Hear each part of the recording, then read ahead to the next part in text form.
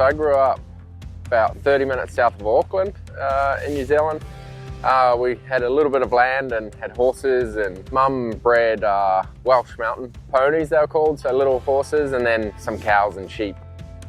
Mum was really into the horses and would breed them and show them, and she was dedicated to the horse stuff all her life. Yeah, like we were to our racing. So Dad was a really hard worker and did really well in his business right from the start. You know, we would go racing as a family. My sister would race quads with us, and Mum would come along as well. And yeah, it was just a full family thing, and we'd be racing where it was speedway, quad bikes, or cars eventually. It was almost every weekend we'd do it as a family. So pretty cool, always being together and always having the same interest. My dad was always into rally driving, stage rally and stuff, and I remember going to races with him and, you know, being 5 or 6 and watching him drive around and always wanting to be like him. And yeah, so kind of had it in my blood to start with, and, you know, was always driving cars on his lap. And then when I was old enough, I'd drive around the property and old beat up cars. He was a car wholesaler, so selling cars, and he'd always have bombs that would race around home. And yeah, learned to drive pretty young and off-road sort of conditions, and yeah, I had the bug from the start. Growing up in New Zealand, the Supercars would come over and race once a year, and I would always go, and it's always what I wanted to race. And I never had aspirations to go to Formula One or anything, and Formula One was a bit boring at that time, you know, so I was always into Supercars, and just, it's all I ever wanted to do. And yeah, it's a bit more achievable from that side of the world, just going to Australia than going to Europe. And yeah, it was like early 2000s, I'd go to every pukekohe, and all I ever wanted was to be a supercar guy. So.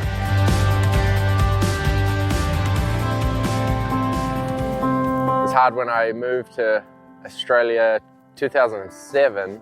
Like Dad came to every single race up until then, and then living in another country, he started trying to come to all of them, but it's kind of hard, you know, so he'd probably come to half of them, you know, every year I raced. And then once I moved here to the States, it got a bit more difficult, and yeah, he only came twice this year, I think. But he gets up very early every Monday to watch the races, and Mum would come along as well, and she would just go shopping or whatever and come on the main day, but she was happy just hanging out. I struggled 2012 in Supercars. It took kind of, the team went to shit. They sold the team to someone else, and you could tell like it was going to be a disaster, and we'd already been struggling a little bit. We had a really good year, 2011, then 2012 we started struggling a bit, and then what they were proposing for the next year was a bit different to what I'd signed up for. So yeah, I just decided to stop, and yeah, Dad kind of pushed me along and tried to find an alternative, and didn't go down very well publicly.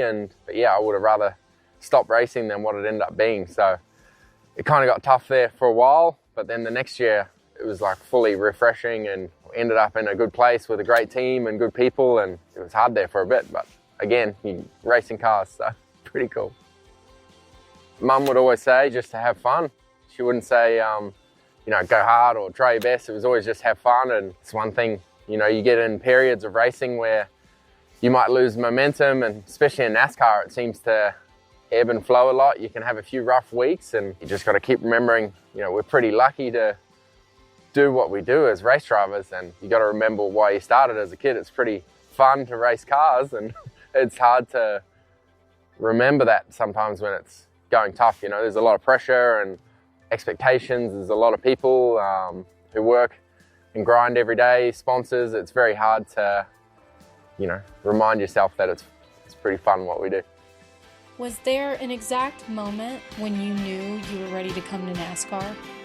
Yeah, it was Chicago, winning that race, and it's awesome here, the style of racing, and it was a good time. I'd done V8 Supercars for 15, 16 years there and had a full career, and it was a good time to try something else. And just the way Justin presented it, you know, I think the wheels were already turning for him after Chicago, and offered me to come back and race Indianapolis a couple of months later. And yeah, he just came up with a sort of development plan, do a learning year in Xfinity, and then move to Cup the following year, and kind of had it all planned out pretty quick. And I was at a good time there, and it's a good opportunity to go and have a go. I don't think you know, I'm going to go there and win, or I'm good enough to go and do it. I just thought this is a good opportunity to experience something different, and if I failed, you know, I could always go back and do what I was doing, you know. So it was good to take a risk, get outside the comfort zone and just try something new. You know, the ovals we don't have in our part of the world.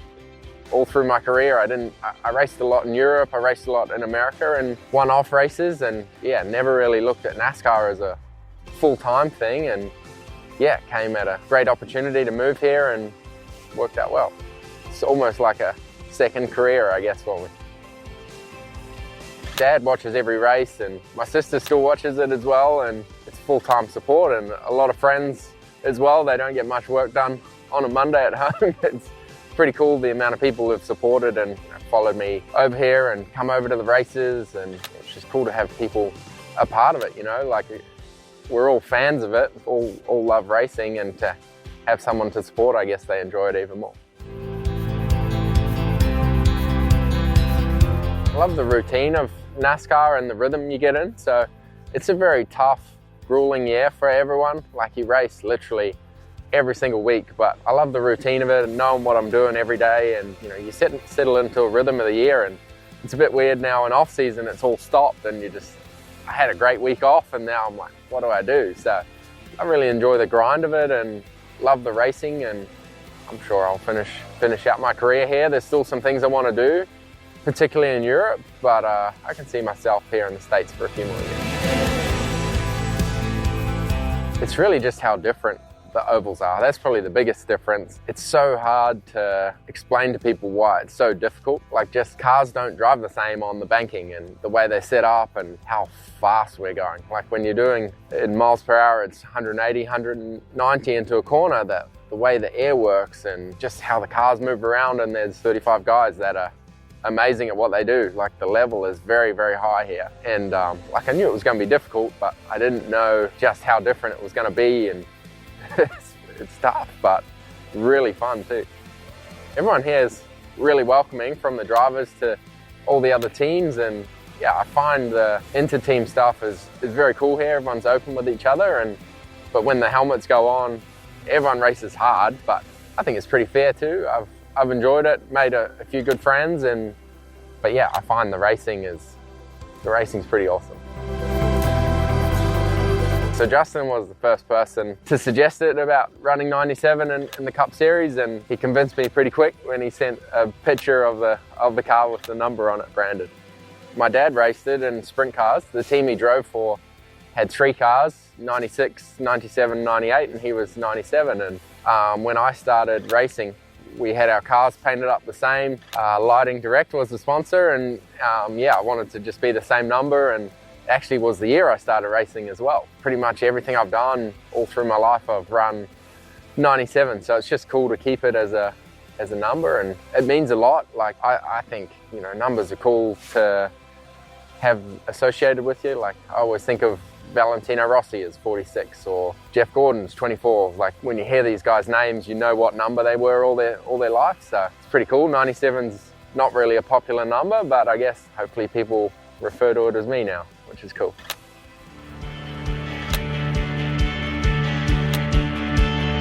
I grew up obviously on land, and my wife Jess did as well.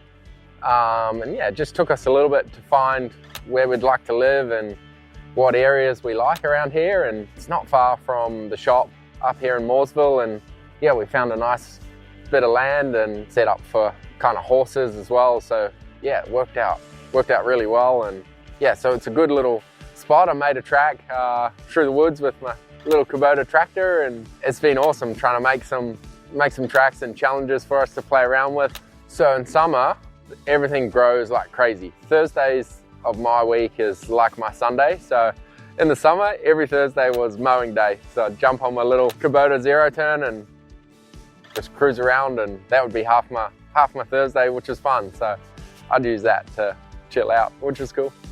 What does it mean to have Kubota come and be on the side of your number 97 for the 2026 season?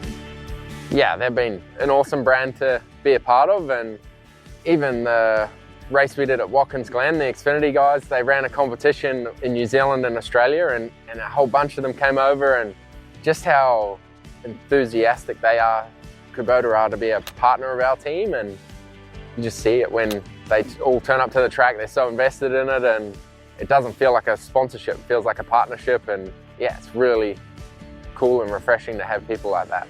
So it's been amazing to have Kubota as a partner with us, and you know, all what we do, like I need them at my place with equipment and they help me, Ross's as well. Like it's been perfect, it works both ways. And yeah, seeing the enthusiasm at the track when Kubota are there, it's amazing to have them with us.